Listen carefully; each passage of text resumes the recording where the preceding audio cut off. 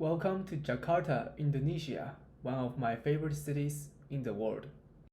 This was shot in the Gajah Mada Plaza Mall, which was close to the hotel I lived in.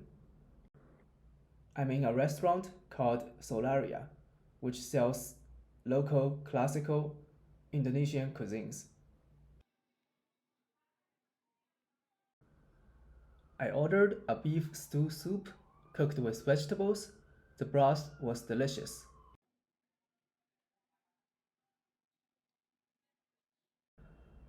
This is a side dish of papaya salad with rice cakes and soaked in a type of sweet and sour peanut sauce. It was so flavorful that I remember it to this date.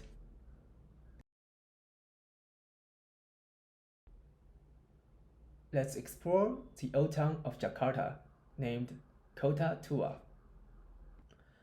It felt like I was transported back to the 17th century, surrounded by colonial-style Dutch structures that have now been transformed into museums, cafes, and art galleries.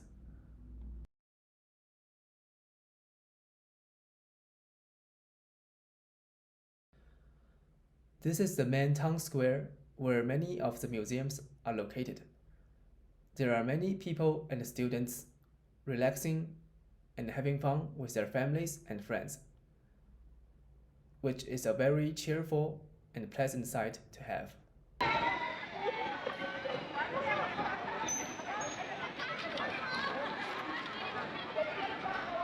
Bikes decorated by colorful sun hats, very pretty. A local Indonesian man is performing elevation stunt to the foreigners. It was a very fun sight to see.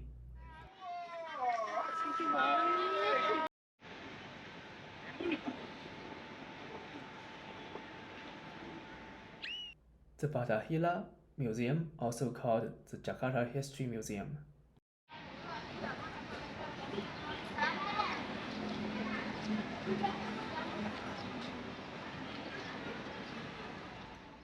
The Fine Arts and Ceramic Museum.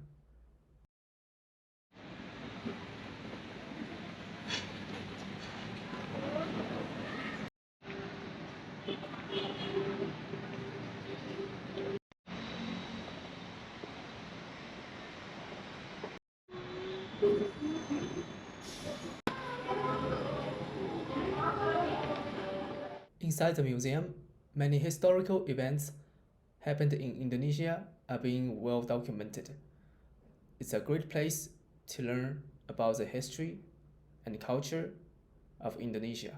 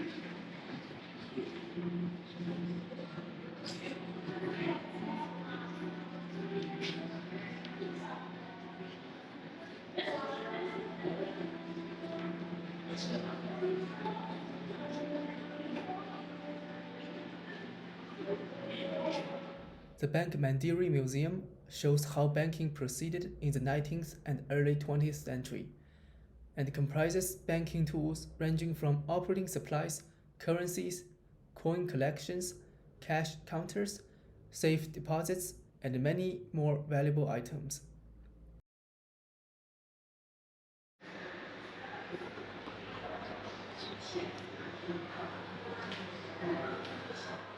The Bank Indonesian Museum. The Java State Bank, also called the Java Bank, was founded in 1828. Its function was to issue the Netherlands Indies Gulden. Bank Indonesia was founded on July 1st, 1953, being the nationalization of the Java State Bank.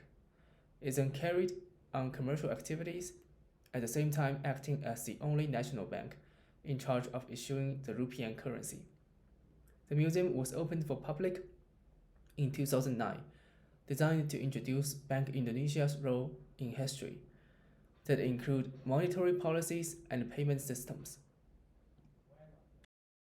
These rooms restored the old scenarios of bankers doing business and having meetings with each other, which is very interesting.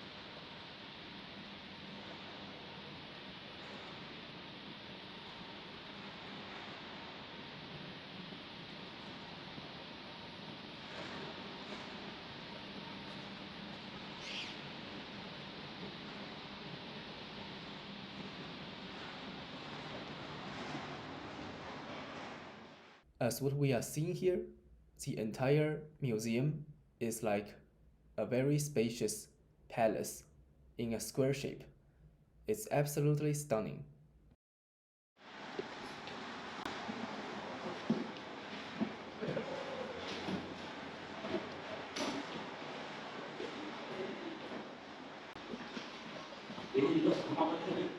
As I was walking into this vault, I was startled to see all these gold bars being stored in a glass box for exhibition. The alluring lust of gold was quite a sight to behold of.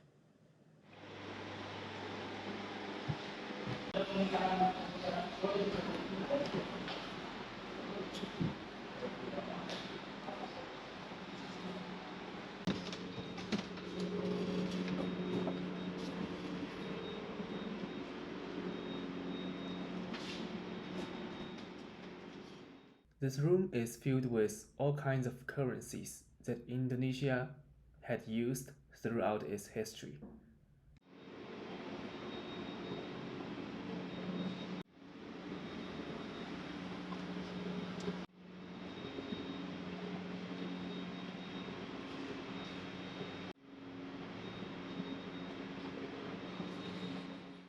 This section stores a collection of the sample pillars that were used to build the museum.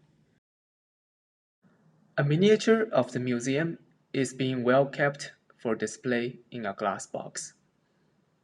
There's a theater playing a documentary on the history and construction of the museum.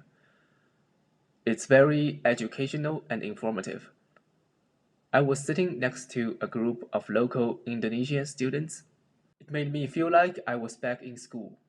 Indonesia berperan penting dalam perjalanan sejarah bangsa Indonesia. Welcome to Chinatown. This is the least touristy Chinatown in comparison to its neighbors like Singapore and Malaysia. In this area, you're gonna have the most authentic experience in terms of food and the things that you can buy. The local also calls it glow dog. I went to this local Indonesian restaurant that sells authentic Indonesian food. It looked quite fancy, with nice decorations and a bright atmosphere. I ordered beef in black pepper sauce and a hot plate of vegetables with fish balls. The beef was so tender and juicy. I start drooling just by thinking of it until this day.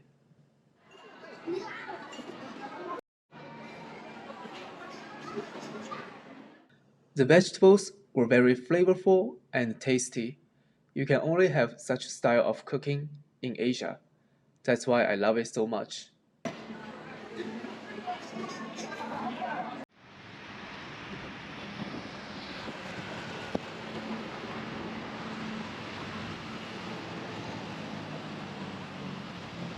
I'm in Jakarta, Indonesia.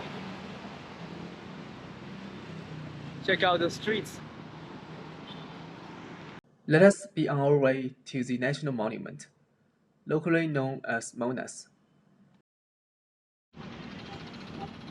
I just entered the park, and here we go.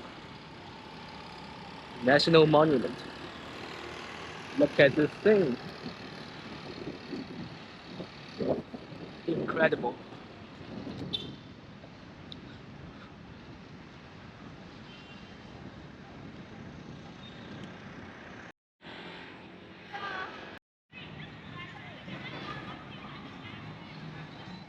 It's an obelisk built to commemorate Indonesian independence from the Netherlands.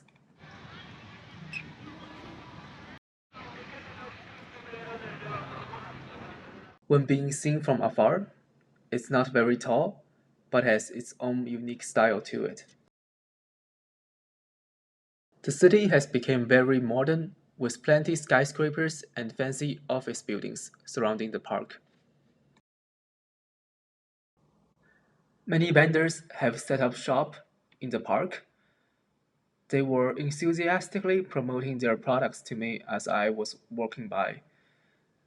There were plenty stuff that I did not know what they are for, but nonetheless, it was a very unique experience, and I noticed many things that's quite interesting.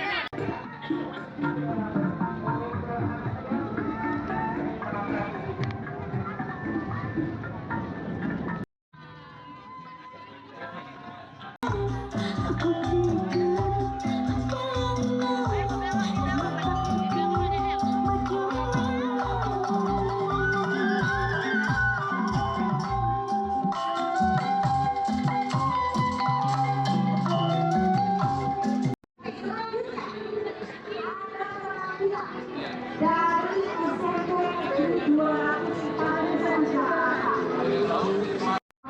Sudah siap?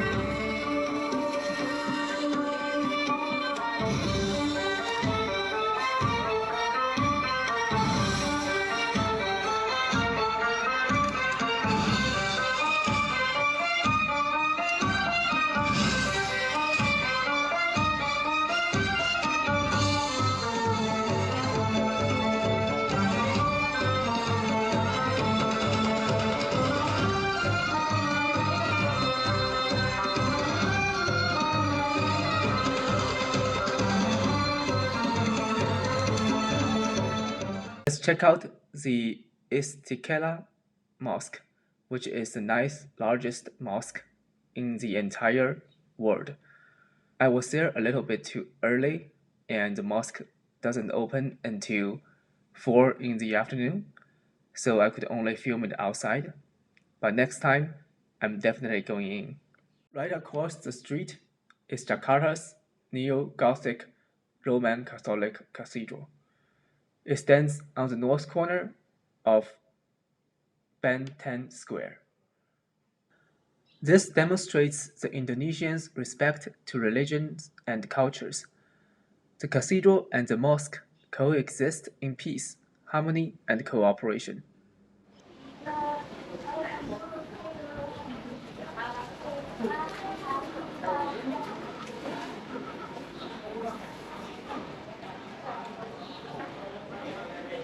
Even though Indonesia is predominantly a Muslim country, but still in this church there were a lot of people on a weekday afternoon. This just goes to show you the amount of religion diversity in this country.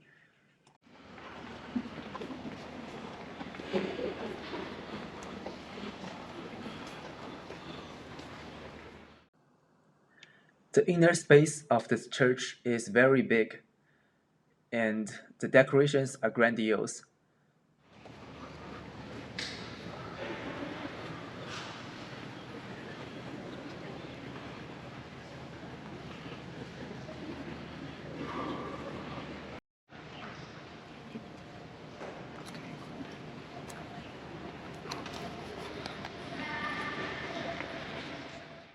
Thank you for watching. Don't forget to like and subscribe. Until next time.